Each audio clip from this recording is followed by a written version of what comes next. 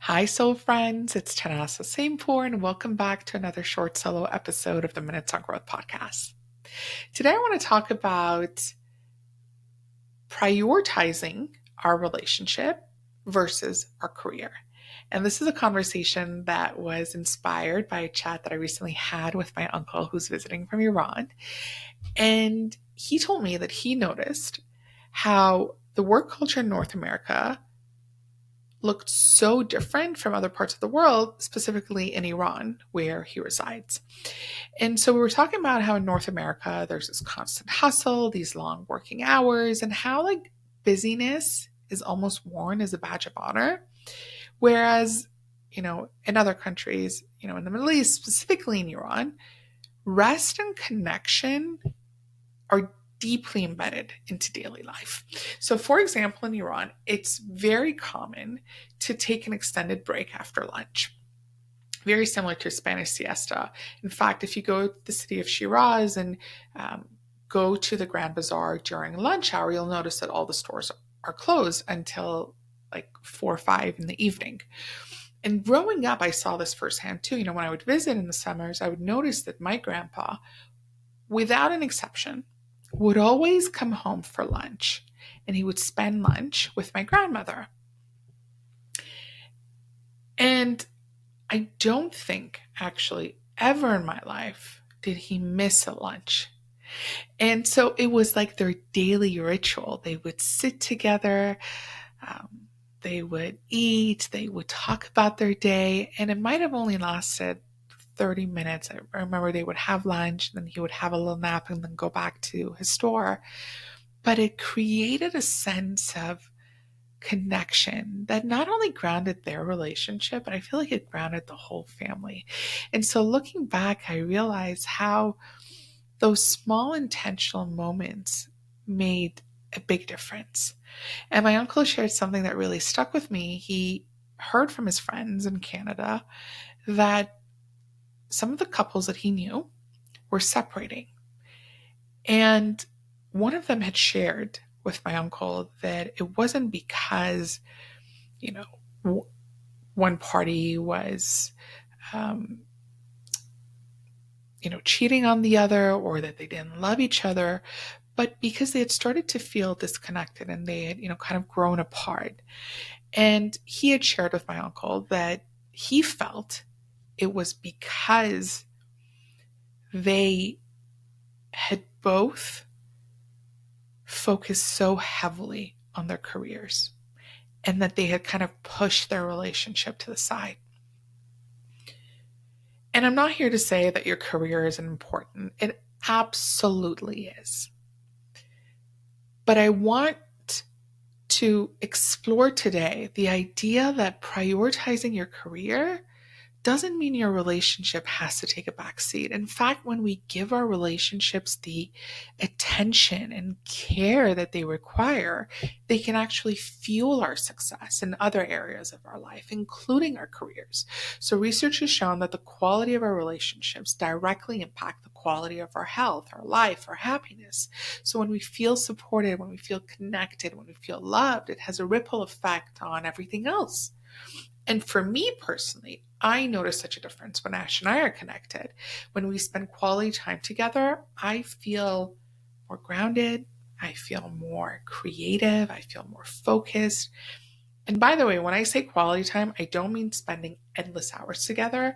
It's not about the quantity, it's about the quality. So it's those even if it's 5 minutes of uninterrupted time where we're not on our phones, we're not watching TV, and we're just simply with each other and we are seeing each other and we're creating space to be curious with one another, that can make a huge difference.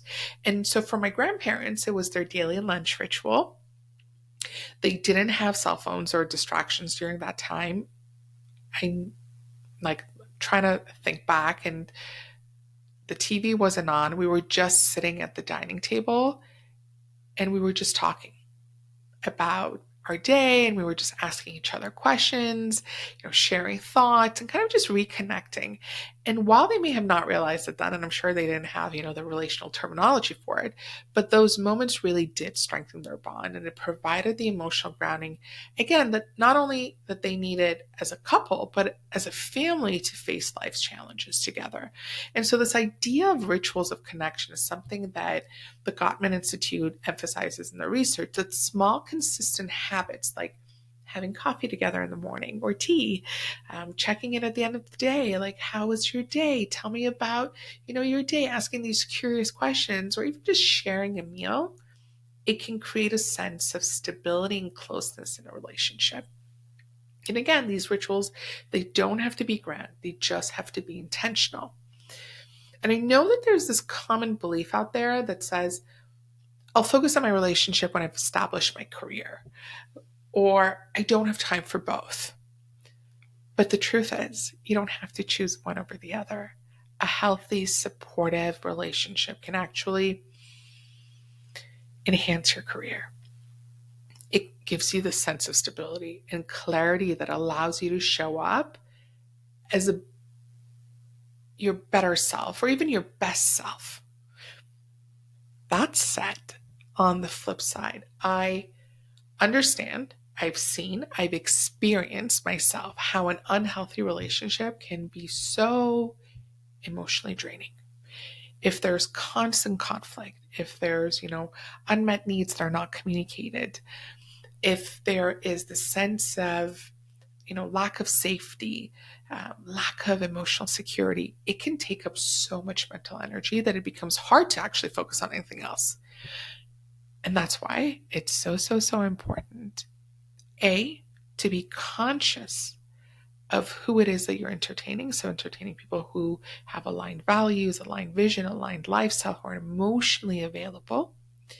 And B, to invest time and effort into learning relational skills and tools so that you can cultivate a healthy relationship.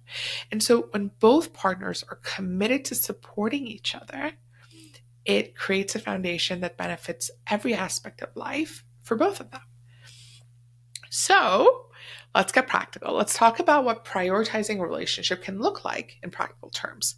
First, it's important to recognize that everyone's dynamic is different. Some people thrive in traditional setups where one partner works while the other manages the household. Others prefer, a dynamic where both partners contribute financially and share responsibility. The key is to have open conversations about what works for you and your partner. Then, one of the most powerful ways to prioritize a relationship is actually to set up rituals of connection. Again, they don't have to be elaborate. They don't have to be, time consuming. It can be as simple as taking a 10-minute walk in the evening, before dinner, after dinner, having a phone-free dinner together or Netflix-free dinner together, sending each other a thoughtful text during the day. For Ash and I, it's having dinner together, phone-free dinner, and he will call me throughout the day, and like our conversation will be like 30 seconds or so, just checking in. How are you feeling? Do you need anything? And then on the weekends, it's, those walks that we take by the trail, on the trail by our house. So, creating rituals of connection that work for both of you. And the idea, again, is to create moments where you're fully present with each other, even if it's just for a few minutes. Or let's say when Ash calls me for like 30 seconds.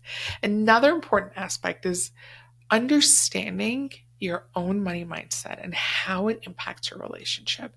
So in my uncle's story about his friend, we also talked about, how financial stress often adds to relationship strain.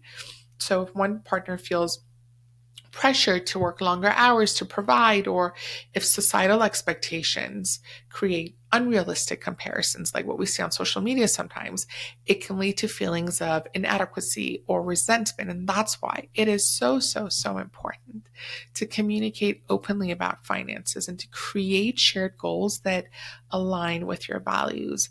This is something that Ash and I really had to work on when we first got together because we had such different money beliefs, beliefs around money. And so we really had to sit down and have lots and lots of uncomfortable conversations because for me, I didn't feel comfortable talking about money and figure out a system that works for both of us.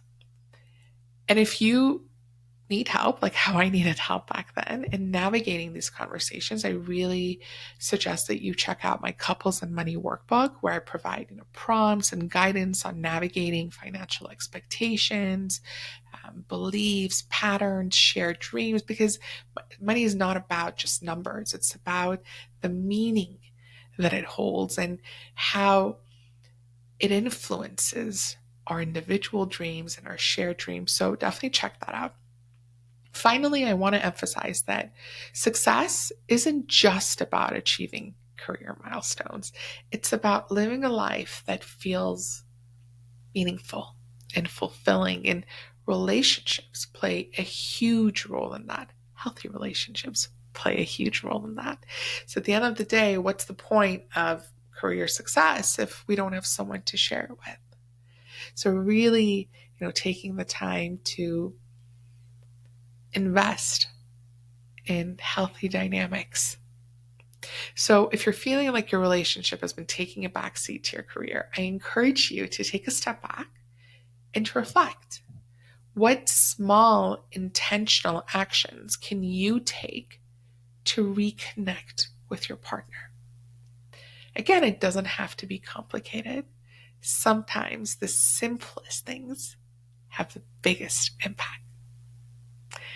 Thank you so much for joining me for this episode. I hope you enjoyed this conversation and feel inspired to create a more balanced approach between your relationship and your career. Thank you for listening. Speak soon.